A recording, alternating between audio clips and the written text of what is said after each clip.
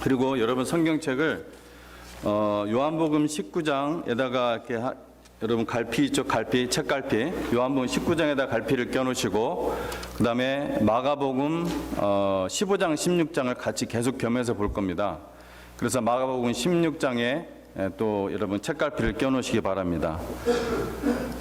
여러분 꼭 성경책을 가져오시고, 제가 저희 교회 왔을 때 한 2년 동안 계속 태블릿이나 스마트폰으로 성경 보는 거 제가 보지 말라고 했던 여러 가지 이유들을 얘기했는데, 그 중에 하나가 이럴 때 그렇게 못합니다. 이렇게 두 개, 세 개를 같이 연달아 볼 때 그걸 못해요. 자, 우리 하나님 말씀 먼저 요한복음 19장 먼저 말씀을 좀 보면서 마가복음 16장을 나중에 함께 살펴보도록 하겠습니다. 읽는 구절을 좀 전체적으로 읽어 나가면서 해야 될 것 같습니다. 시간이 워낙 짧기 때문에 읽어 나가면서 보도록 하겠습니다. 제가 보려고 하는 말씀은 요한복음 19장 14절부터 42절까지의 말씀을 먼저 보고, 그거 보는 중에 이제 후에 여러분 나눠드린 그 예수님의 십자가 순환 발자취를 함께 시간이 되는 데까지 보도록 하겠습니다. 예수님은 우리의 죄를 위해서, 예수님 우리를 위해서 죽인 것이 분명한 사실이지만, 우리가 잊지 말아야 될 것은 우리를 대신해서 죽었다는 것을 잊어서는 안 됩니다. 우리를 위해서 죽었다는 말하고 우리를 대신해서 죽었다는 말은 엄연히 다르죠. 우리를 위해서, 예수님께서 우리의 죄를 위해서 사실은 죽지 않으셔도 얼마든지 하나님이시기 때문에 뭐 작은 거 하나라도 하나님이 희생하시면은, 예수님이 희생하시면 팔 하나 다리 하나 내놓으셔도 얼마든지 우리의 모든 죄를 위해서 하실 수가 있습니다. 그러나 우리가 죽어야 됐기 때문에, 우리가 죽어야 되는 것을 예수님이 대신해서 죽으셨다는 거, 여러분이 한번 그걸 한번 묵상해 보시면 다를 겁니다. 그러니까 예수님은 우리를 위해서 예수님의 어떤 일부만 사용한 것이 아니라, 조금만 사용한 것이 아니라 예수님은 다 걸었다는 거예요. 다. 예수님은 우리를 위해서 다 걸었다. 이 말씀에 우리는 예수님을 위해서 얼마나 우리의 인생을 걸고 있는가, 우리는 혹시 머리만 걸고 있는가, 한쪽 팔만 걸고 있는가, 한쪽 다리만 걸고 있는가, 이것만 묵상하더라도 우리에게 큰 은혜가 될 줄로 믿습니다. 저는 그랬습니다. 그러므로 우리는 우리 예수님께서 우리를 얼마나 사랑하셨는지 그걸 더욱더 우리 생각해 볼 수가 있고요. 오늘 우리는 이 말씀을 보면서 예수님께서 우리를 위해 어떤 과정들을 거치셨는지, 우리를 위해서 어떤 과정들을 거치셨는지 우리가 살펴볼 것입니다. 먼저 14절 말씀 한번 여러분 잠깐 보시기 바랍니다. 14절, 이날은 유월절 준비일이요 때는 제6시라 했습니다. 이제 이 시간을 좀 정리해 볼 필요가 있는데, 제가 공관복음서는 유대인식 시간을 썼다고 했었죠. 근데 요한복음은 로마식 시간을 썼다고 저는 믿습니다. 그래서 여러분 저번에 한번 제가 요한복음 강의할 때 이 말씀을 드렸었고, 요한복음 4장에 수가성의 그 여인 이야기가 정오로 나오는데, 제 6시 했을 때 그 6시가 정오 6을 더해서 12시로 나오는데, 그렇게 하면 굉장히 은혜스럽죠. 그런데 그거는 거리적으로 유대에서 수가성까지 가는데 약 40km 정도가 되거든요. 근데 그 시간에 갈 수가 없어요. 임파서블이에요. 10시간 걸립니다. 보통 40km 걷는, 그냥 계속 쉬지 않고 걸어도 10시간 정도가 걸린다고 그래요. 그래서 그것은 낮 12시가 아니라, 저는 그때도 강의할 때 그렇게 얘기했지만 저녁 6시로 믿습니다. 저녁 6시. 낮 12시로 한 것은 마치 그때 해 막 뜨거울 때 다른 여인들 오지 않을 때 그 수가성 여인만 와가지고서 사람들 눈 피해서 사람들 다 안 올 때 그 땡볕에서 물 펐다, 이렇게 하면 은혜가 되겠죠. 그러나 그렇게 성경을 거꾸로 해석하면 안 됩니다. 그래서 어쨌든 지리적인 요건이나 또 다른 여러 가지 요건들을 우리가 살펴봐야 돼요. 요한은 어떤 시간을 썼는가. 예를 들어서 지금 14절 말씀이에요. 여기서 6월절 준비료 때는 6시라 하면 이게 12시잖아요.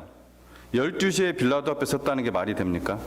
이거는 다른 공간복음과 완전히 틀린 말이 돼요. 이때가 언제예요? 아침 6시입니다. 그냥 아침 6시. 아침 6시 새벽에 잡혀왔잖아요. 예수님께서 새벽에. 한번 여러분 18장 28절을 보세요. 이게 계속 연결되는 부분이거든요. 요한복음 18장 28절. 그들이 예수를 가야바에게서 관정으로 끌고 가니 새벽이라. 이때는 새벽이에요. 6시 이전. 그들은 더럽힘을 받지 아니하고 유월절 잔치를 먹고자 하여 관정에 들어가지 아니하더라. 얼마나 참 이게 가증스럽습니까? 유월절 잔치를 먹지 않기 위해서 관정에 들어가지 않다고 했어요. 근데 유월절 잔치를 먹고자 하여, 즉 유월절 그 잔치가 아직 시작되지 않는 그 새벽이에요. 언제입니까? 이때가 준비일이에요. 이때 여전히 유월절 준비일이에요. 28절에 그 말씀이. 그래서 19장의 14절 이 말씀 언제라고요? 유월절 준비일. 계속 연결되는 날이에요. 그래서 이때는 제6시라 이거는 아침 6시를 가리킵니다. 예수님이 우리 다른 공간석을 보면 예수님이 언제 십자가에 못 박히셨죠? 아침 9시. 그렇죠? 아침 9시. 그리고 12시부터 3시까지 온 땅이 흑암에 있다가 오후 3시에 돌아가셨어요. 그렇죠? 예. 12시에 이렇게 빌라도에 있을 수가 없어요. 불가능합니다. 다른 복음 하여튼 그렇다는 거 아시고요. 그래서 요한복음에서는 로마식 시간으로 썼다는 거. 대한성서공회에서 밝힌 이게 이제 옛날 시간 연대를 계산하는 것이 학자들의 주장도 여러 있을 거 아니에요. 그죠? 복잡하잖아요. 근데 그러면서도 또 대한성서공회에서 밝힌 요한복음 기록 연대는 AD 90년으로 봅니다. 학자들마다 어떤 학자는 AD 75년으로 보기도 하고 그래요. 제일 늦게 쓰이긴 했지만 요한복음이. 그러니까 다른 공간복음은 요한복음보다 먼저 쓰여졌다는 것은 다들 동의를 합니다. 근데 AD 90년에 썼다는 것을 우리가 생각을 하면은 충분히 이해가 되죠. AD 70년에 타이터스 황제 와가지고 예루살렘을 완전히 멸망을 시켰잖아요. 그죠? 그때부터 이제 약 20년이 흘렀단 말이에요. 그러면 시간이 로마식 시간으로 완전히 이제 쓰이는 거죠. 그래서 요한복음이 그때쯤 쓰였다는 거. 그건 대항성서 공회에서 공식적으로 밝힌 요한복음 기록 연대예요. 우리가 가지고 있는 성경책 만드는데. 예. 자, 그래서 이날은 유월절 준비리요 때는 제6시라. 계속해서 연결되는 거예요. 아까 거기서부터. 빌라도가 유대인들에게 이르되 보라 너희 왕이로다. 그래서 쭉 나아갑니다. 그래서 18절 말씀 볼까요? 그들이 거기서 예수를 십자가에 못 박을새 다른 두 사람도 그와 함께 좌우편에 못 박으니 예수는 가운데 있더라. 자, 그래서 우리가 예수님 외에 십자가에 못 박힌 사람이 2명 외에 더 있다 이렇게 말하는 것은 맞아요? 틀려요? 틀리죠? 왜? 여기 분명히 나와 있어요. 좌우편에 못 박힌 사람밖에 없어요. 그러면은 오늘 아침에도 얘기했지만 그리고 지난주 설교도 얘기했지만은 행악자들이 복수로 욕했다 했을 때는 다른 사람이 욕했을 수는 없어요. 그렇죠? 행악자가 딱 2명밖에 없잖아요. 그 둘이 다 욕했다는 거예요. 이 둘밖에 없어요. 여러분 성경이 얼마나 아주 톱니바퀴같이 정확하게 이렇게 잘 맞아 있는지 우리가 성경을 무시하지 않고 정말 열심히 세밀하게 읽으면 이런 것들이 다 신학자의 도움 없이 얼마든지 여러분 눈에 들어옵니다. 뭐 하여튼 10번, 100번, 1000번을 읽으시더라도 그런 걸 발견하시면 돼요. 신학 공부를 뭐 굳이 그런 부분에서는 할 필요가 없다는 겁니다. 성경에 다 나와 있기 때문에. 자, 그래서 23절, 24절 말씀 보도록 하겠습니다. 오늘 아침에 다 읽은 성경이기 때문에 제가 다 읽지는 않겠습니다. 군인들이 예수를 십자가에 못 박고 그의 옷을 취하여 4깃에 나눠 각각 한 깃씩 얻고 속옷도 취하니 이 속옷은 호지 아니하고 위에서부터 통으로 짠 것이라. 군인들이 서로 말하되 이것을 찢지 말고 누가 얻나 제비 뽑자 하니 이는 성경에 그들이 내 옷을 나누고 내 옷을 제비 뽑나이다. 시편 22편 18절 말씀의 성취죠. 네. 군인들이 그럼 여러분 보세요. 겉옷은 어떻게 했다고요? 겉옷은 어떻게 했다고요? 4조각으로 나눴어요. 겉옷은 4조각으로 나눠서 나눠 가졌어요. 자, 속옷은요? 제비 뽑기 해가지고 통째로 가져갔어요. 한 사람이. 누가 가져갔는지 몰라요. 제비 뽑기 했다고 했죠? 예. 통째로 가지고 갔어요. 이 말씀이 시편 22편 18절 말씀 봐요. 얼마나 정확하게 예언이 되어 있는지. 내 옷을 나누고 내 옷을 제비 뽑나이다. 예, 4조각으로 나눈 옷도 있고 통째로 가져간 옷도 있는 거예요. 그것이 그대로 성경의 시편 말씀에 예언이 되어 있는 것입니다. 자, 그러면은 여러분 상상을 해보세요. 예수님께서 지금까지 여러분 십자가에 못 박히신 거 여러 뭐 영화나 사진이나 이런 거 보셨을 텐데 지금 어떤 모습일까, 예수님은?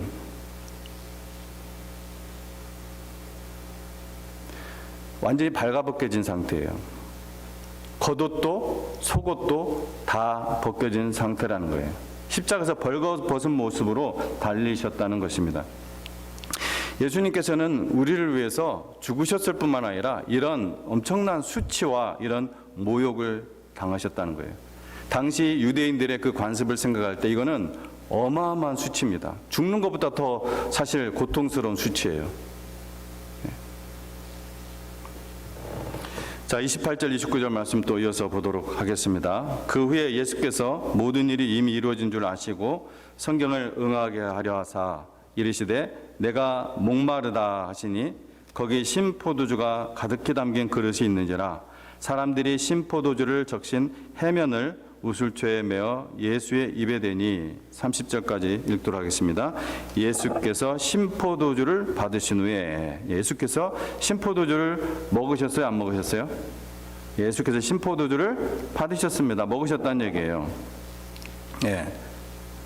예수님께서 먹으시지 않았다면 28절에 뭐 이렇게 말씀하셨겠어요?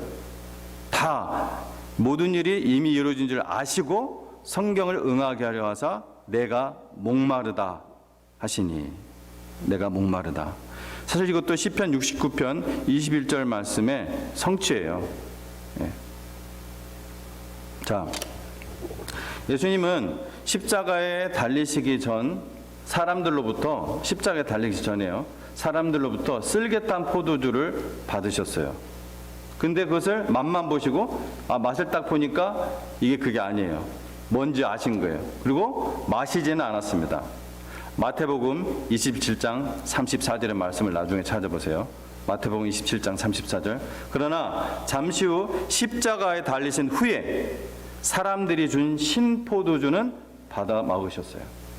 십자가에 달리시기 전 받은 이 쓸개탄 포도주에는 보통 마취제 역할을 하는 진통제 역할을 하는 마취제가 포함되어 있었지만 이 십자가에 달리신 후 받은 포도주에는 그것이 달려있지 않았어요. 저번에도 한번 요한복음 강해 때 말씀드렸지만 이건 뭐라고요? 음료수예요. 음료수. 중동지역에 독일뿐만 아니라 중동지역에 물이 워낙 귀했기 때문에 그 당시 서민들이 아주 싸구려로 가지고 다닐 수 있는 먹을 수 있는 물로 만든 것이 이 신포도 그게 이름이 내 기억이 안 나요. 포모로 시작하는데 여튼 그겁니다. 근데 이 쓸개탄 포도주가 마가복음 15장 23절에는 몰약을 탄 포도주로 나옵니다. 마가복음 15장 23절에는 몰약을 탄 포도주네요. 몰약에는 분명히 마취제가 포함되어 있죠. 그것은 우리가 알고 있는 상식이죠.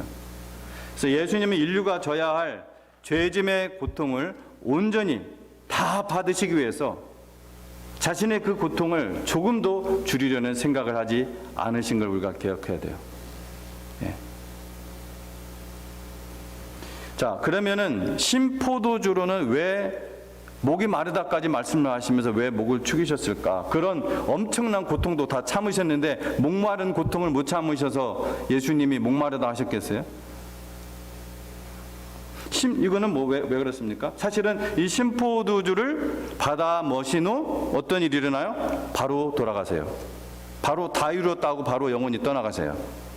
그게 30절 말씀이에요. 그렇죠? 신포도주를 받아 마시자마자 바로 숨을 거두십니다. 예수님은 십자가 위에서도 아까 말씀드린 시편 69편 21절 여러분 거기에 다 나와 있어요. 여러분 성경책에 작은 글씨로 시편 69편 21절 말씀을 생각하셨던 거예요. 그 말씀을 응하게 하시기 위해서 그 예언을 성취하기 위해서 그 말씀이 뭐냐면은 시편 69편 21절 말씀이 그들이 쓸개를 나의 음식물로 주며 목마를 때는 초를 마시게 하였사오니 이 말씀이 시편 69편 21절 말씀이에요. 정확하게 성취가 되고 있습니다. 예수님은 메시아에 대해서 예언된 이 하나님의 말씀을 다 이루고자 하셨던 것입니다. 자, 이제 여러분 나눠드린 것을 보면서 설명을 해 나가도록 하겠습니다. 이거 제가 이제 거의 한 3년째, 4년 했나요? 3년째, 한 3년 이상은 한 것 같아요. 그런데도 여전히 아마 혼동이 되실 거예요. 저는 이거를 연구한 것만 굉장한 많은 시간을 했으니까요. 그러니까 여러분 아마 들을 때만 조금 관심 있게 보시니까 아마 앞으로는 제가 한 10년 해도 여러분 아마 그때마다 기억이 더 그냥 나실 뿐, 여러 개 나와서 한번 해보라고 하면은 잘 못하실 거예요. 자, 여러분 써드린 거 그대로 읽어나가면서 제가 성경 찾아가면서 하도록 하겠습니다. 자, 주님은 정확하게 3번의 밤, 3번의 낮 동안 무덤에 계실 것을 말씀을 하셨어요. 자, 마태복음 12장 40절 말씀 한번 펴보시기 바랍니다. 그 꽂아놓은 건 그대로 놔두시고, 2개 꽂아놓은 거 있죠? 그건 그대로 놔두시고, 이렇게 3개를 찾을 수가 있어요. 성경책을 가지고 다니면. 마태복음 12장 40절. 요나가, 제가 기다리지 않고 바로바로 할게요. 그냥 요나가 밤낮 사흘 동안 큰 물고기 뱃속에 있었던 것 같이 인자도 밤낮 사흘 동안 땅속에 있으리라. 3 days, 3 nights. 그래서 정확히 이것을 우리가 그대로 이 말씀을 받아들인다면, 우리가 성경을 읽을 때요, 어떤 것을 상징적으로 혹은 수거적으로 분명하게 어떤 그런 것들이 있다면은 그렇게 봐야 돼요. 예를 들어서 예수님이 유다의 사자, 이거는 예수님이 사자가 아니잖아요. 그런 상징적인 거죠. 그런데 성경의 이런 부분들은 우리가 상징적으로 다르게 해석할 여지가 없어요. 그대로 그걸 봐야 돼요. 이런 것들은 요한계시록의 많은 상징들은 분명히 상징으로만 해석이 돼야 돼요. 그렇죠? 근데 이런 것들은 우리가 이걸 가지고서 다르게 막 해석하는 이유는 캐톨릭이 금요일 날 예수님이 돌아가셨다 이렇게 딱 박아놓은 것 때문에 해석이 그렇게 계속 되는 거예요. 영향을 받아가지고. 저는 그렇게 봅니다. 그래서 3번의 밤, 3번의 낮 동안 무덤에 계실 것을 이미 예수님이 말씀하셨어요. 요나처럼 3번의 밤, 3번의 낮. 데이가 몇 번 있어야 된다고요? 3번. 나이트가 몇 번이요? 3번. 그래서 주께서 무덤에 묻히신 것은 해질 무렵이라고 나옵니다. 해질 무렵. 요한복음 19장 이거 요한복음 19장인가요?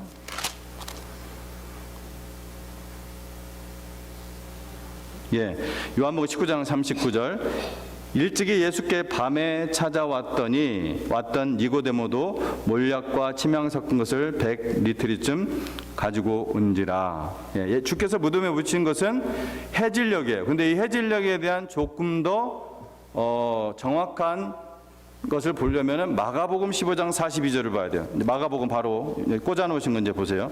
마가복음 15장 42절에 이날은 준비일 곧 안식일 전날이므로 저물었을 때에, 아직 무슨 날이에요? 6월절이 됐어요? 안 됐어요?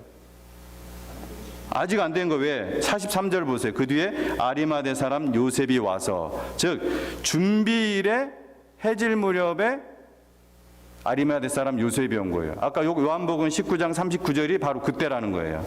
그래서 우리가 여러분 성경을 보실 때 이렇게 계속해서 관주를 통해서 보면은 좀 더 정확하게 윤곽이 드러나는 게 많이 있어요. 무슨 말씀인지 알겠죠? 예수님이 지금 그냥 저녁하면 헷갈린단 말이에요. 해질 무렵에 헷갈릴 수가 있어요. 이것이 6월절이 이미 시작된 해질 무렵인지 아니면 그 전날인지 헷갈릴 수가 있잖아요. 그런데 딱 보니까 뭐예요? 준비일이에요. 준비일 때 아리마대 사람 요셉이 온 거예요. 그러니까 이게 이제 크리스찬 주이스 바이블 CJB 버전에서는 이렇게 번역이 되어 있어요. As evening approached. 저녁이 다가올 때쯤에, 아직 저녁이 되기 전이라는 거예요. 네.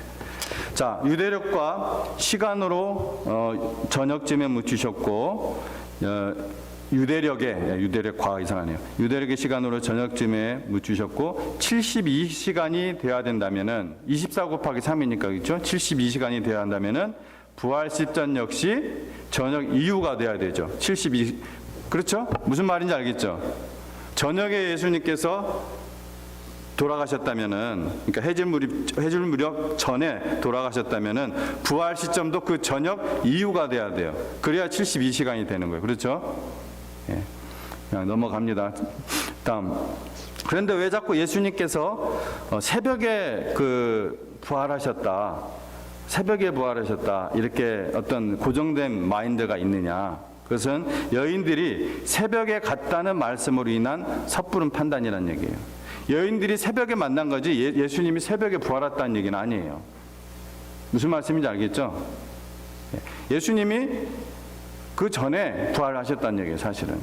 그것이 토요일 밤일 수도 있고, 그러니까 토요일이 지난 그 다음 날 시작하는 그 밤일 수도 있고, 아니면은 새벽 0시가 지난 어느 시점일 수도 있어요.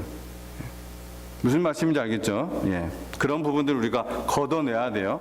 우리 어떤 선입견, 섣부른 판단을 다. 예? 예. 큰 두 번째, 부활절 주간은, 부활절 주간은 이 큰 안식일 기간이다. 부활절 주간은 큰 안식일 기간이다. 무슨 말이냐면은 부활이 있는 그 주간, 부활이 있었던 그 주간은 큰 안식일 기간이에요. 참, 큰 안식일이라는 게 무슨 말이냐면은 절기 안식일과 위클리 안식일이 같이 있는 날이 큰 안식일이에요. 절기 안식일은 뭘 가리킬까요? 유월절이 절기 안식일이에요. 그 다음에 위클리 안식일은 토요일, 그러니까 금요일 밤부터 시작을 하죠. 토요 안식일. 그래서 이 두 날이 겹쳐 있는 거예요. 그래서 이 둘을 혼동하면 안 돼요. 이 둘을. 유월절은 1월 14일 저녁부터 시작됩니다. 1월 14일 저녁부터 레위기 23장 5절 말씀이에요. 1월 14일 저녁. 그래서 여기서는 저녁 했으니까 좀 애매하잖아요. 예. 그러니까 유대인의 시간으로 15일이 시작되는 시점이에요. 그러니까 저녁이라는 것은 해가 진 후예요. 그러니까 여기서 말하는 저녁이라는 것은 해가 진 이후.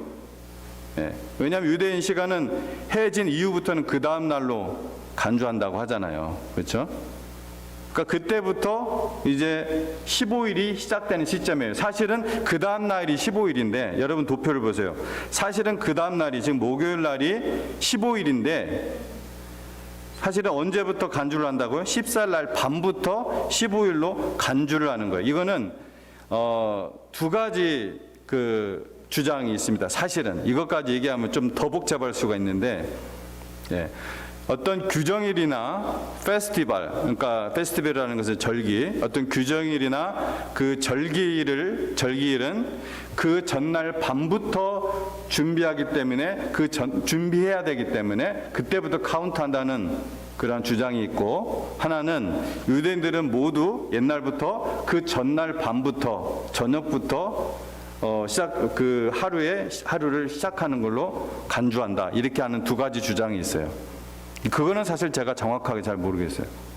어느 주장이 맞는지. 그러나 적어도 유월절이나 어떤 규정일들이 있죠. 성경에서 나오는 그런 규정일. 그것은 그 전날 밤부터 준비해야 된다는 의미에서 그 전날 밤부터 그날을 간주를 해요. 예. 그래서 계속 나가도록 하겠습니다. 다 본 다음에 아래 거 이제 종합적으로 한 번 더 설명을 할게요. 그래서 주께서 무덤에 들어가신, 어디까지 했죠? 예, 2번. 주께서 무덤에 들어가신 때는 절기 안식일, 즉 유월절 무교절의 첫날 바로 전날인 예비일. 예비일을 다른 말로 무슨 말로 하고요? 준비일이라고 합니다. 뭘 준비하고 뭘 예비하기 때문에 그래요? 양을 준비를 하기 때문에. 그래서 주께서 무덤에 들어가신 때는 유월절에 들어가신 거예요? 유월절 전날에 들어가신 거예요? 유월절 전날 들어가신 거죠. 왜냐하면은 예수님이 몇 시에 죽으셨다고요? 오후 3시에 돌아가셨어요. 여러분 이거를 이제 연결해서 생각하면은 사실은 어렵지 않아요. 유월절은 안식일이에요? 안식일이 아니에요? 아까 이미 답을 얘기했어요. 유월절은 안식일이에요. 안식일에 시체를 날릴 수가 있어요? 없어요? 없어요. 그러면은 그날 그 시간이 되기 전에 얼른 시체를 안치해야 돼요. 그렇죠? 그래서 아리마대 사람 요셉이 그때 온 거예요. 얼른 안치하기 위해서. 그리고 사람들도 그 유월절을 준비하기 위해서 후다닥 빨리 치워달라고, 치워달라고 그 대제사장들이나 유대인들이 그렇게 요구를 했던 거예요. 자, 자꾸 이제 여러분이 지금까지 알고 있는 어떤 상식들을, 성경적인 상식들을 여러분이 자꾸 조합해서 생각하면은 어렵지 않습니다. 자, 그러면은 14절, 31절 보세요. 14절 아까 우리 이미 읽었어요. 요한복음 19장 14절 유월절 준비일, 그 다음에 31절 거기도 준비일이에요. 그렇죠? 근데 31절을 잘 보세요. 이날은 준비일이라 유대인들은 그 안식일이 큰 날이므로, 이게 뭐예요? 이게 바로 큰 안식일이라는 거예요. 큰 안식일. 자, 이거를 마가복음 16장 1절 2절과 한번 비교를 해보도록 하겠습니다. 똑같은 상황이에요. 마가복음 16장 1절 2절. 자, 안식일이 지남에 막달라 마리아와 야고보의 어머니 마리아와 또 살로메가 가서 예수께 바르게 하여 향품을 사다 두었다가, 굉장히 중요한 말이 여기 나와 있어요. 사실은 향품 산다는 말도 굉장히 중요하고요. 자, 그 다음에 2절 보세요. 안식 후 첫날 매우 일찍이 해 돋을 때 그 무덤으로 가며. 자, 그런데 여기 원문을 보면요, 성경 원어 헬라어 그리고로 된 원문을 보면은, 그리고 영어 성경, 좋은 영어 성경 버전을 보면은 이게 그 좋은 버전이라고 해서 원어 그대로 번역을 한 거예요. 16장 1절의 안식일은 단수예요. 단수. 그리고 스몰, 그 캐피털이 아니라 로워, 사바스예요. 여러분, 캐피털 S로 쓴 사바스는 그게 토요 위클리 안식일이에요. 스몰 S는 그게 구분이 돼 있는 영어 성경이 있고 안 돼 있는 성경도 있어요. 근데 헬라어로 된 것들도 마찬가지예요. 좋은 버전들은 그게 구분이 되고 안 되는데, 스몰 S로 된 것이 뭐라고? 유월절이에요. 유월절 안식일. 오직 토요 안식일, 예수 하나님께서 창조 사역을 마치고 쉬셨다는 그 안식일, 그 안식일만 대문자를 써요. 아니요. 그런 의미가 아니에요. 예. 오직 위클리 안식일만 캐피털이 쓴다는 얘기예요. 자, 앞에는 왜 단수냐, 그리고 스몰에 쓰냐, 그게 바로 유월절 안식일을 가리켜요. 유월절 안식일이 지난 다음에 뭘 샀어요? 향품을 샀어요. 그러면 유월절 안식일이 지난 다음에는 지난 다음에 뭘 샀다는 것은 이날은 안식일이 아니에요. 평일이에요. 이게 이날이 만일 안식일이라면 뭘 살 수가 없어요. 역시 안식일인데 뭘 구매하는 것은 금지되어 있어요. 어떤 평일날이 끼는 거예요. 자, 그런데 2절 보세요. 2절이 굉장히 중요한데, 또 2절에 안식 후라고 되어 있어요. 그죠? 그냥 안식 후. 근데 원문에는요, 그리고에는 이게 사바스스로 되어 있습니다. 안식일들. 안식 후가 아니에요. 이렇게 애매하게 안 써 있어요. 안식일들이 지난 후에요. 안식일들. 그것도 대문자로 써 있어요. 왜 대문자로 써 있느냐? 두 개의 안식일이 지난 그 안식일이기 때문에, 위클리 안식일이 포함이 되기 때문에 대문자로 써 있는 거예요. 그리고 복수예요, 더군다나. 토요일이 2번 지났다 이런 말은 될 수가 없잖아요. 위클리 안식일이 2번 지났다. 그러니까 위클리 안식일 플러스 어떤 안식일? 유월절 안식일이 지난 거예요. 안식일이 지난 후, 이때 2절은 복수예요. 1절은 단수입니다. 원어로 보면, 그리고로 보면. 예. 이 차이가 있어요. 그래서 그 두 개의 안식일이 지난 다음에 무덤으로 간 거예요. 여인들이 향품 사가지고. 자, 여기까지. 지금 아직 좀 파편적으로 돼 있는 부분들을 뭔가 아슬아슬한 지금 선을 지금 따라오고 계시는데, 계속 좀 더 해보도록 하겠습니다. 시간 관계상 더 자세히는 못하겠고요. 자, 그래서 여러분 제가 2번을 설명드렸고요. 3번 마가복음 15장 34절에서 30절, 유월절 전날 오후 3시에 돌아가셨다고 했죠. 큰 안식일은 절기 안식일과 토요 안식일이 같이 있는 주예요. 이런 주가 사실은 없죠. 유월절이 낀 날만 이런 큰 안식일이 있는 거예요. 1년에 한 번밖에 없죠. 즉 유월절의 준비를 돌아가셨어요. 근데 이것이 유월절의 준비는 뭐냐? 양을 잡는 날, 심지어 시간도 일치돼요. 양을 잡는 날, 양 잡는 날이라는 거 우리가 알고 있죠. 근데 심지어 시간도 일치가 돼요. 자, 이건 제가 역사, 요세푸스 역사서 여러분 좀 많이 들어보셨죠? 유대인 역사가. 이건 요세프의 그 역사 서술에 기록이 되어 있어요. 여러분 제일 아래 왼쪽에 보시면 6월절 양 잡는 시간이 출애굽기 12장 5절에 나옵니다.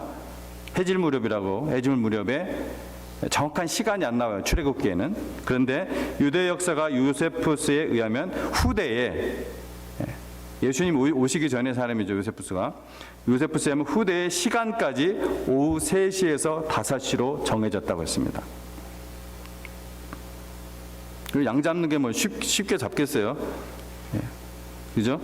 뭐 잡아가지고 막 죽여가지고 하여튼 그런 좀 시간이 걸리겠죠. 뭐 제가 직접 잡아오지 않아서 뭐라고 말하기 못하겠네요. 자, 예수님이 몇 시에 돌아가셨다고요? 오후 3시. 오후 3시. 그래서 예수님이 언제 돌아가셨어요? 6월절. 계속 나오죠. 준비를 돌아가셨다는 것은 뭐 정말 소위 요즘 말로 빼박이에요. 그죠? 준비를 돌아가셨다고 계속 나오잖아요. 지금. 그래요? 안 그래요?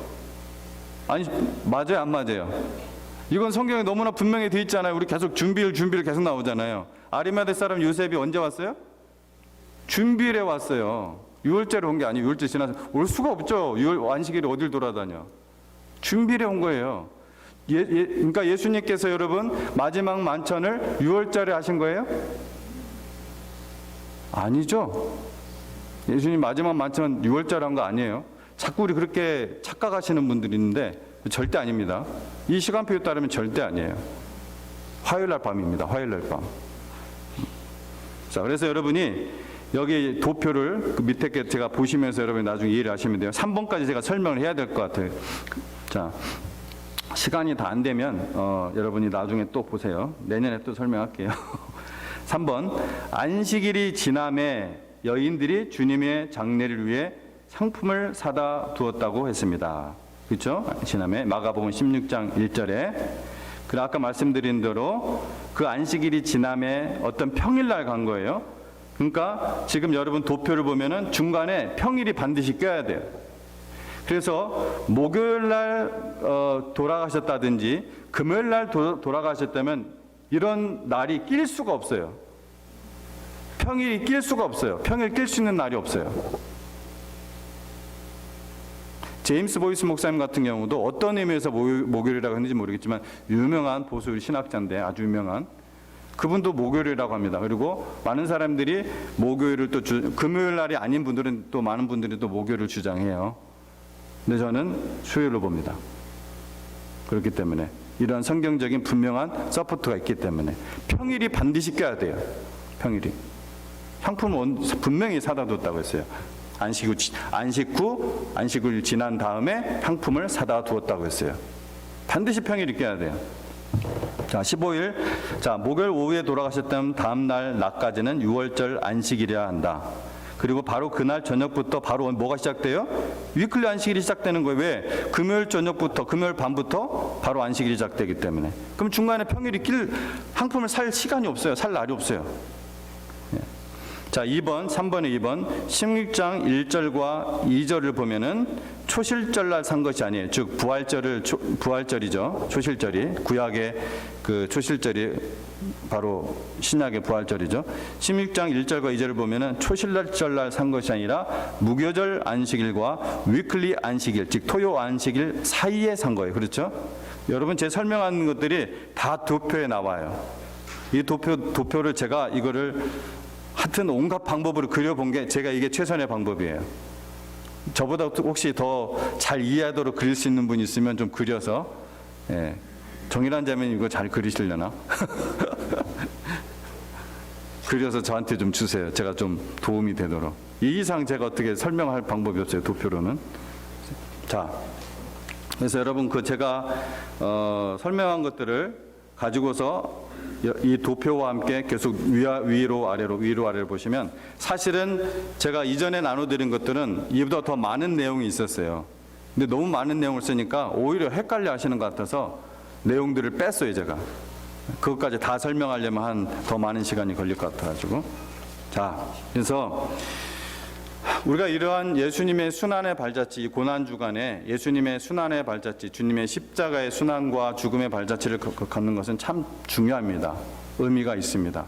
왜냐하면 계속해서 이 십자가 사건에 대해서 여러 가지 막 혼동스럽게 해서 그것이 마치 옛날 이야기처럼 가짜처럼 이렇게 하는 시도들이 엔티크라이스트로부터 계속 있고 하기 때문에 우리는 오히려 반대로 그래서 성경을 근거로 해서 오직 성경에 근거해서 우리가 자꾸 한번 확인해 보는 것은 역사와 많은 것들을 조합해서 확인해 보는 것은 굉장히 중요합니다.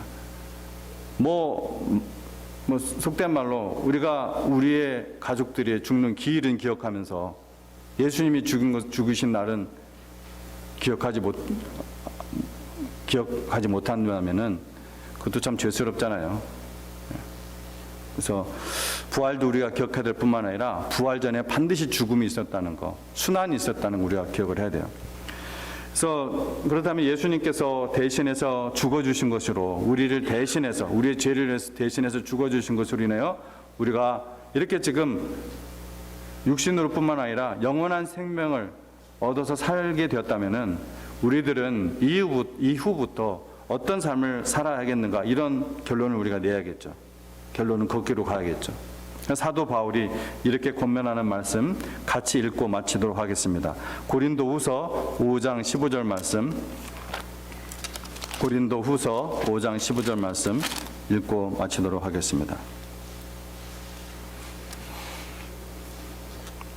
다 찾으세요. 이건 좀 기다려두도록 하겠습니다. 고린도후서 5장 15절.